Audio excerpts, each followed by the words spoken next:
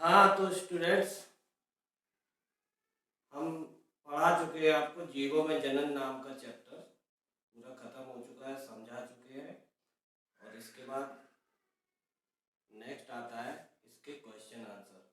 तो एक एक क्वेश्चन आंसर हम कराते चलेंगे और आप लोग समझते चले, नोट करते चलें, नोट्स बनाते चलें उसके, ठीक है, जो आपको एग्जाम में काम आएंगे। तो शुरू करते हैं क्वेश्चन आंसर।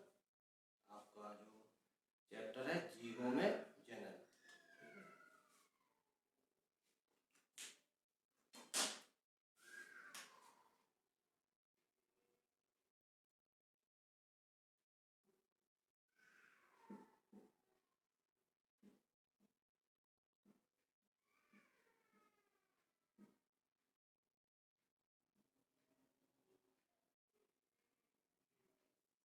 जीवों में जनन ये चैप्टर है आपका। ये लेसन 1 है, इसके हम करा रहे हैं क्वेश्चन आंसर, ठीक है। इसके क्वेश्चन आंसर हम शुरू करते हैं। तो पहला क्वेश्चन है,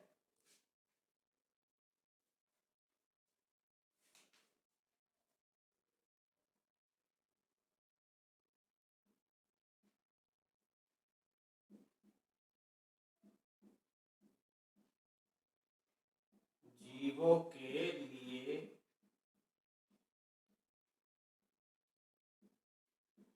जनन क्यों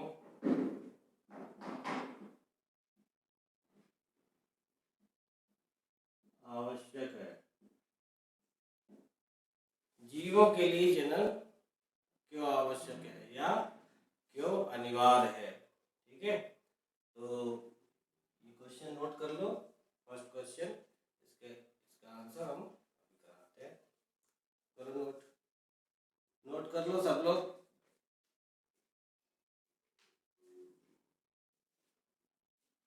ठीक है, नोट कर लिया आंसर।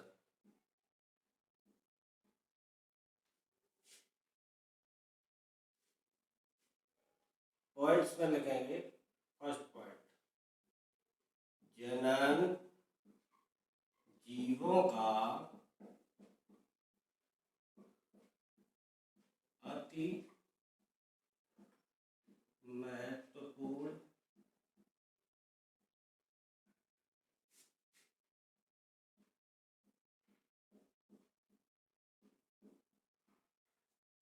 जनन जो है जीवों का अति महत्वपूर्ण लक्षण है, ठीक है। कर लो नोट। सेकंड, जनन के द्वारा जीव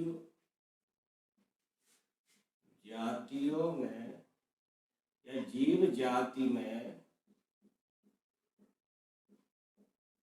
निरंतरता बनी रहती है,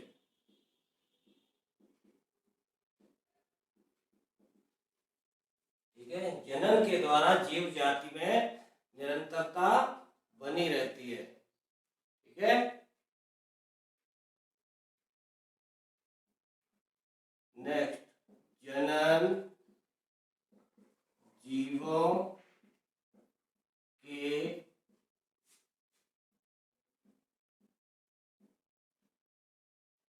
अमरत्व में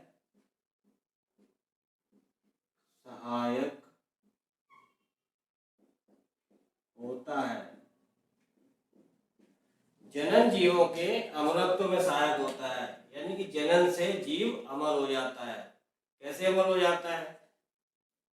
कि जो माँ बाप के लक्षण है, शारीरिक या आनुवंशिक लक्षण होते हैं, आनुवंशिक गुण होते हैं, वो माता पिता से संतानों में पहुंचते हैं और संतानों के द्वारा उनकी आने वाली संतानों में पहुंचते हैं। तो इस तरह से माँ बाप के लक्षण पीढ़ियों दर पीढ़ी एक दूसरे में चलते चले जाते हैं। तो इस तरह से जो आनुवंशिक गुण होते हैं वो अमर हो जाते हैं। ठीक है, तो जो मनुष्य है, आदमी है, तो आदमी का बच्चा आदमी ही बना रहता है। ठीक है, इस तरह से ये लक्षण आगे बढ़ते चले जाते पीढ़ी दर पीढ़ी, इसी को अमरता कहते हैं। ठीक है,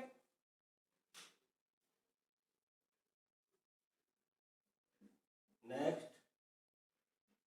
प्राकृतिक मृत्यु।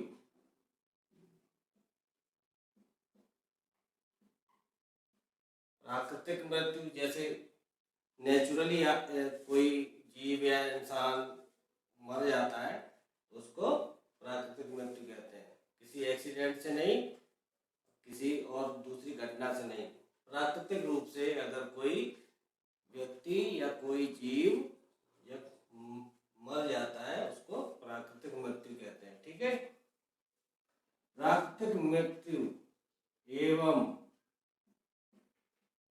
जीर्णता। जीर्णता किसे कहते हैं? जब कोई जीव एक लंबी आयु अवधि तक जीने के बाद उसकी शारीरिक क्रियाओं या शारीरिक क्षमताओं में कमी आ जाती है, उसको जीर्णता कहते हैं। तो जीर्णता से होने वाले नुकसान की क्षतिपूर्ति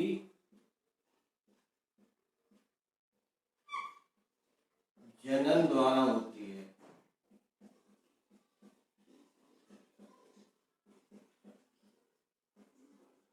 ठीक है, तो प्राकृतिक मृत्यु एवं जीर्णता से होने वाले नुकसान की क्षतिपूर्ति जनन द्वारा होती है। और क्या होता है जनन से? जनन क्यों आवश्यक है? जनन से, जनन द्वारा, जनन द्वारा क्या होता है? जीवों की संख्या में वृद्धि होती है। जनन द्वारा जीवों की संख्या में वृद्धि होती है। जैसे कि डॉग है, ठीक है, तो एक नर डॉग, एक मादा डॉग, ठीक, अगर इनके बच्चे ना हो तो उनकी पीढ़ी खत्म हो जाएगी, क्योंकि एक निश्चित आयु अवधि तक जीने के बाद कोई भी जीव उसकी प्राकृतिक मृत्यु हो जाती है। तो जब मृत्यु हो जाएगी, अगर जनन वो ना करें, उनके बच्चे पैदा ना हो, तो उनकी पीढ़ी समाप्त हो जाती है और उनकी पीढ़ी में जीवों की संख्या में कमी आ जाती है। इसलिए इनकी संख्या में निरंतर वृद्धि बनी रहे, डॉग की प्रजाति हमेशा के लिए बनी रहे, इसलिए जनन आवश्यक है, जिससे जनन द्वारा जीवों की संख्या में वृद्धि होती है। ठीक है, नेक्स्ट, और क्या होता है? जनन द्वारा लाभदायक भिन्नताएं एक पीढ़ी से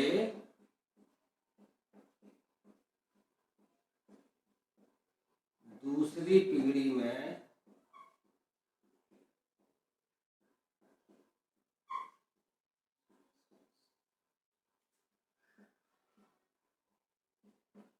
पहुंचती हैं। ठीक है,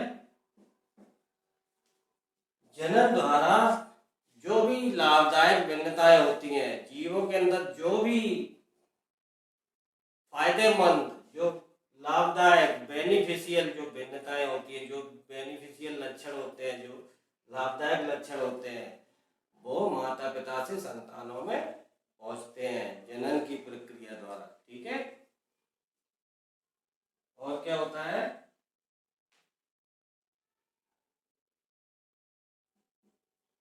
जनन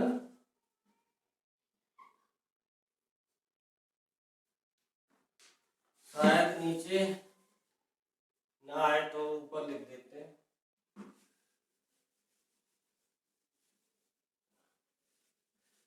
6 पॉइंट हो गए हैं।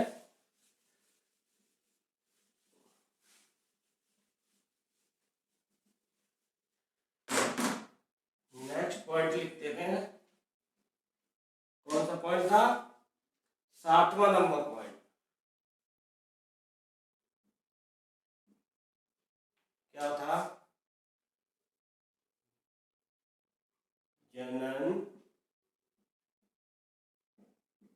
जैव विकास में सहायक होता है। ठीक है, जनन जैव विकास में सहायक होता है। ठीक है, नोट कर लो। तो ये आंसर था, जीवों के लिए जनन क्यों आवश्यक है या क्यों अनिवार्य है। ठीक है, आवश्यक है या अनिवार्य है। ठीक, ये क्वेश्चन आता है पेपर में, एग्जाम में ये क्वेश्चन जरूर आता है, जीवों के लिए जनन क्यों अनिवार्य है। ठीक है, तो ये नोट कर लो। नेक्स्ट क्वेश्चन की ओर बढ़ते हैं।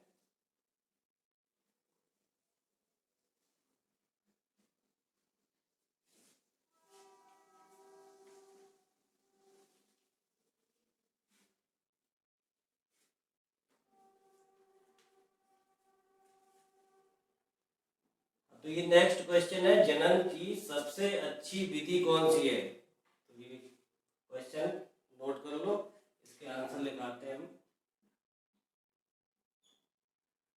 इसको भी पॉइंट्स में लिखाएंगे। जनन की सबसे अच्छी विधि कौन सी है? लैंगिक जनन सबसे अच्छा है या अलैंगिक जनन सबसे अच्छा है? तो आपको बता दें, नंबर 1 में लैंगिक जनन ही जनन की श्रेष्ठतम विधि है। ठीक है, जो लैंगिक जनन है वो ही जनन की श्रेष्ठतम विधि है। ठीक है, जनन की सबसे अच्छी विधि कौन सी है? तो आंसर है लैंगिक जनन ही जनन की श्रेष्ठतम विधि है। ठीक है, इससे क्या होता है? लैंगिक जनन से क्या होता है? लैंगिक जनन से क्या होता है? लैंगिक जनन के दौरान जनकों के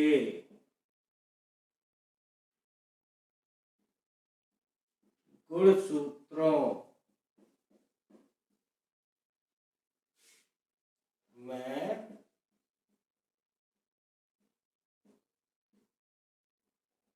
अदला बदली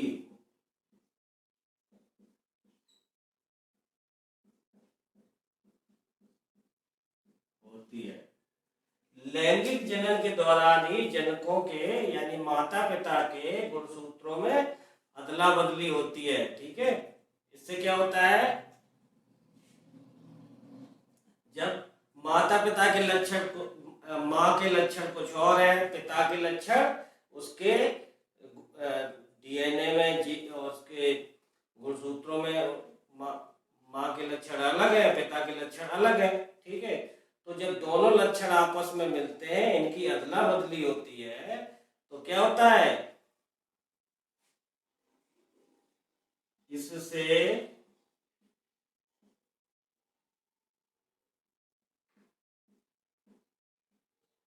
क्या होता है? युग्मकों में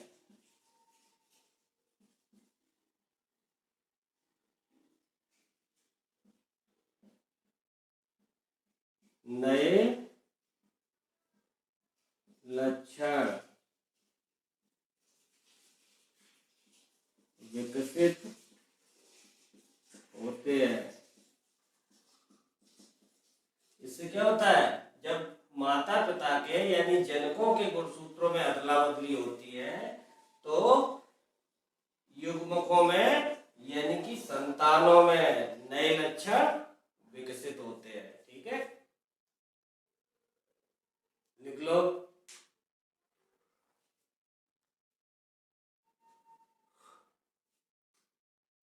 नेक्स्ट, इससे क्या होता है,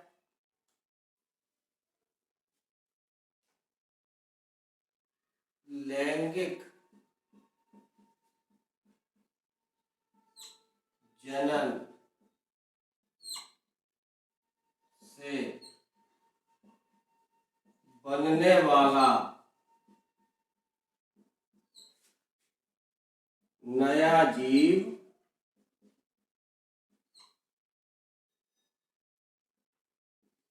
लक्षणों में, लैंगिक जनन से बनने वाला नया जीव लक्षणों में अपने जनकों से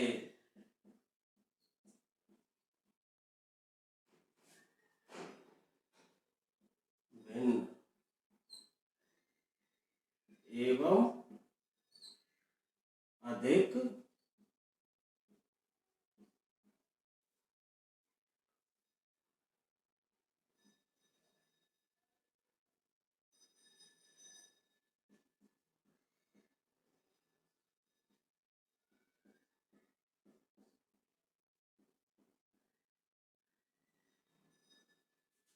ठीक है, तो लैंगिक जनन से बनने वाला नया जीव लक्षणों में अपने जनकों से भिन्न एवं अधिक सुयोग होता है।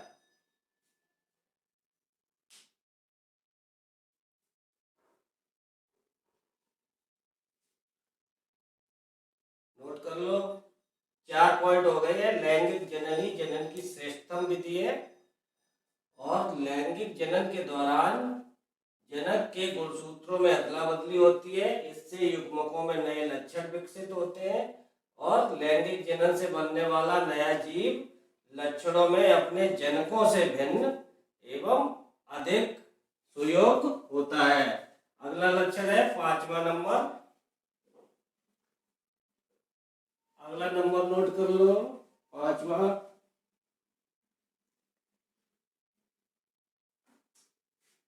पांचवा नंबर नोट करो।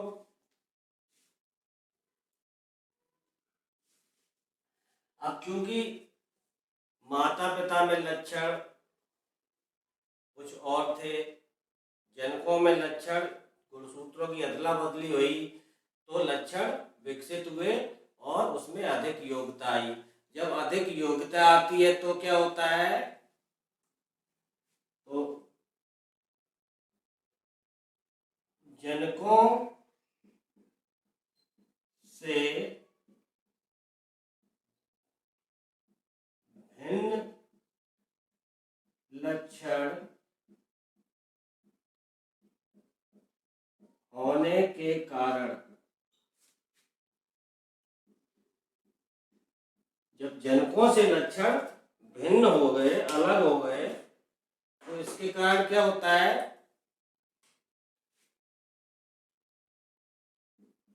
जीवों के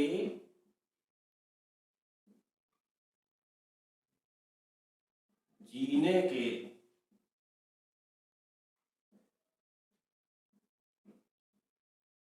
अच्छे अवसर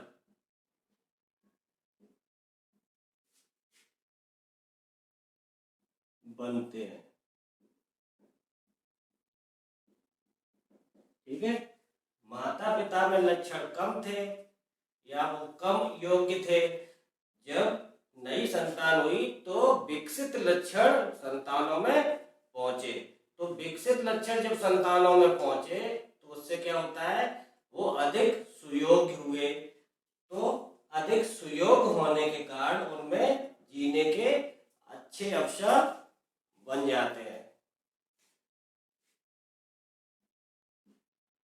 अगला क्या है, लैंगिक जनन से क्या होता है?